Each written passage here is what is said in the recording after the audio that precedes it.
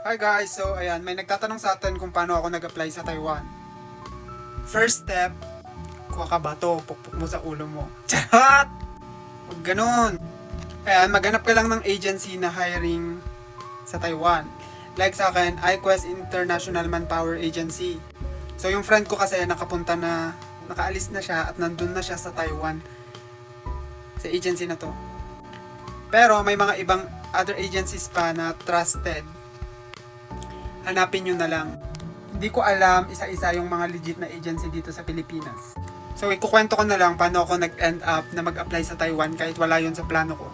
So, one of my friend, kasi yung tatay niya is kailangan ng blood donation.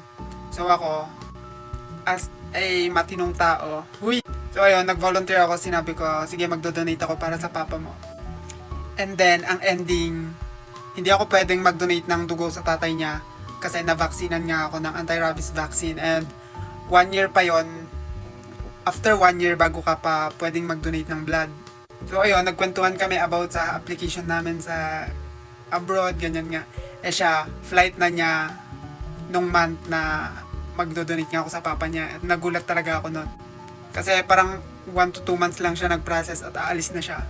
At sa Taiwan ngayon as a factory worker. Tapos sabi niya may urgent hiring daw dun sa agency na yon. Tsaka sinend niya sa akin yung link. Nag-fill up ako. Then pumunta akong Dagupan kasi andun doon nga yung office nila. At yung main office nila ay dun sa Malate, Manila na pinuntahan ko din.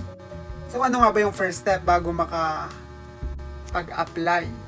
So first step is mag-process ka ng passport mo. Dapat meron ka ng passport bago ka mag-apply para less hassle. Madami-dami ding requirements ang kailangan mo doon. Hindi lang yung passport.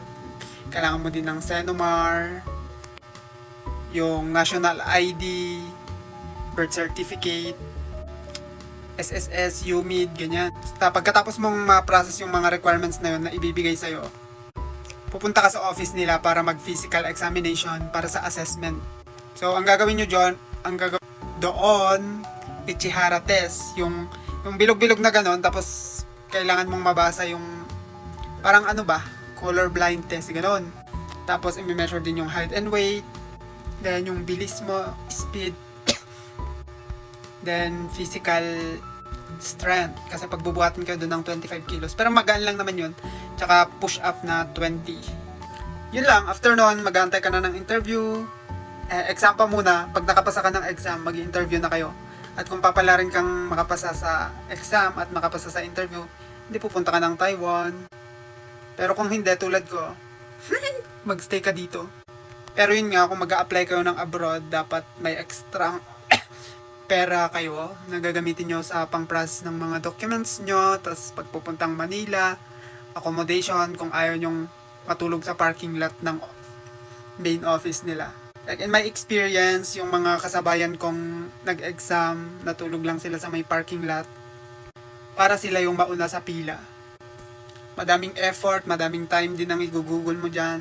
So, dapat ready ka physically, mentally, and financially. Yun lang. Sana may natutunan ka today.